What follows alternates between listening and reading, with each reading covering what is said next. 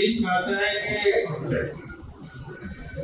نماز، زکات، حج اور دیگر اعمال جتنے بھی ہیں اللہ تبارک و تعالیٰ ان کا بدلہ فرشتوں کے تھرو دلائیں گے، لیکن جب روزے کی باری آئے گی تو اللہ رب العالمین روزے دار کو خود بلا کر اس کا بدلہ عطا فرمائے گا۔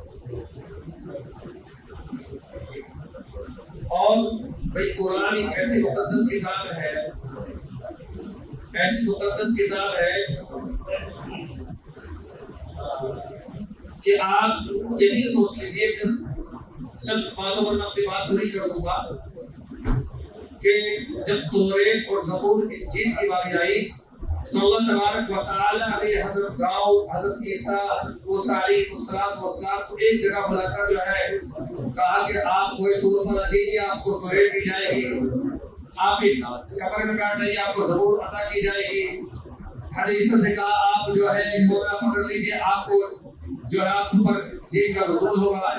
لیکن جب قرآن کریم کی باری آئی، جب قرآن مقدس کی باری آئی تو میرے پیارے نبی صلی اللہ علیہ وسلم حضرت عائشہ کی گود پر ہے تو قرآن وہاں اتر رہا ہے۔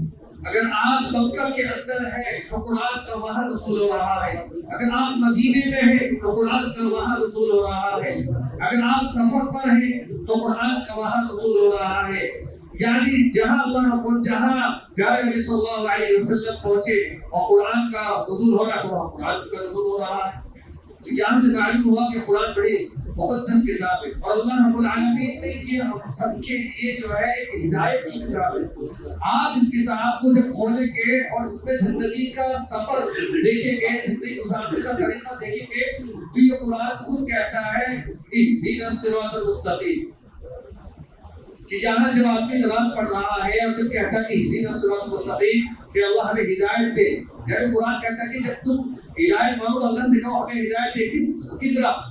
صحیح راستہ، یعنی صراط مستقیم کی جانب، اچھے راستے کی طرف، صحیح راستے کی طرف، اس راستے کی طرف جو جنت کی طرف جاتا ہے، وہ راستہ جہاں حسن الہی کی طرف جاتا ہے، وہ راستہ جسے اللہ راضی ہوتا ہے۔ تو کس نے بتایا؟ قرآن کریم۔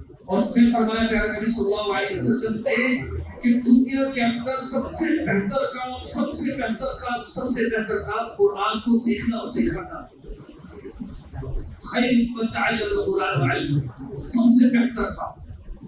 آپ دیکھیے کوئی کاروبار کر رہا ہے، کوئی بڑی ڈگری لے کر حاصل کر رہا ہے، کوئی دنیا کے اعتبار سے بڑے ادھیکاری ہیں یا بڑے بڑے جو ہے عہدوں پر پہنچ گئے اور ہم سمجھتے ہیں کامیابی یہ اچھا راستہ ہے، اس کا کاروبار ہے۔ نہیں، پیارے نبی صلی اللہ علیہ وسلم نے فرمایا سب سے بہتر کام، ہر کام کی نفی کر کے کہا کہ سب سے بہتر کام قرآن کا سیکھنا اور سکھانا، اس سے بہتر کوئی کام نہیں کیا۔ تو معلوم یہاں یہ ہوتا ہے کہ قرآن کا سب سے بہتر کام یہ سیکھنا سکھانا، اس کو پڑھنا سب سے بہتر کام۔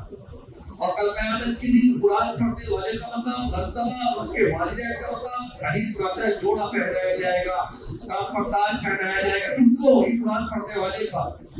اور کہا کہ اقرأ وارتقی ورتل کما كنت ترتل فی الدنیا فإن منزلك عند آخر آیۃ تقرأها، کہ کل قیامت کے دن جب یہ جیسا یہ مطلب بیٹھا ہوگا نا ہمارا صاحب کا، ایسے ہی سب سے بڑا مطلب ہوگا تمام آدم علیہ السلام سے لے کر آپ کے آخر قیامت تک امت وہاں موجود ہوگی، اور وہاں سے جو ہے حافظ قرآن کو جو قرآن سے لگاؤ رکھتے تھے، جو قرآن سنتے تھے، قرآن پر عمل کرنے والے تھے، قرآن کو جنہوں نے سینے میں بسا لیا تھا، فرمایا ایسے قرآن کریم کو پڑھنے والے کہا کہ قرآن پڑھتا جا، جنت کے درجوں میں چڑھتا جا، اور آخری درجہ مقام وہاں ہے جہاں قرآن کی آخری آیت۔ جب دیکھیں قرآن کے اندر کتنی آیتیں ہیں؟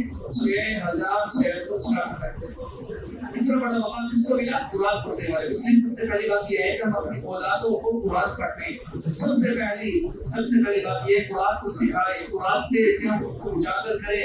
آج ہماری اولاد ہماری نافرمانی ہو رہی ہے، یہی وجہ ہے کہ ان کی زندگی میں قرآن نہیں ہے، ان کی زندگی میں اسلام نہیں ہے۔ ابھی دنیا پر ان کو فوکس کیا تو انہوں نے دنیا کو کمایا، آخرت کو نہیں کمایا۔ اس لیے میرے بھائی صرف یہ چیز باتوں میں اپنی بات کو پوری کر رہا ہوں کہ قرآن کو اپنی اولاد کو سکھائے اور خود بھی سیکھے، قرآن کو پڑھے۔ تو انشاءاللہ کریں گے، اللہ تعالیٰ سب کا عمل کی توفیق عطا فرمائے اور اللہ رب العالمین ہمیں تمام باتوں پر عمل کرنے والے بنائے۔ جو ہے ان کے لیے بھی دعا کریں، اور جو حضرات کہنا چاہ رہے ہیں لیکن کہہ نہیں سکے تو خصوصاً اللہ سے دعا کریں کہ جائز تمناؤں کو جائز مقاصد کو پورا فرما دیں. اور دیکھا آپ نے کہ ملک کے اندر کتنا معاملہ چل رہا ہے, مسلمانوں پر کتنا ظلم اور زیادتی کا مسلمان شکار ہو رہا ہے, تو خصوصاً دعا کریں اللہ تعالیٰ ہم سب کی اور تمام امت مسلمہ کی پر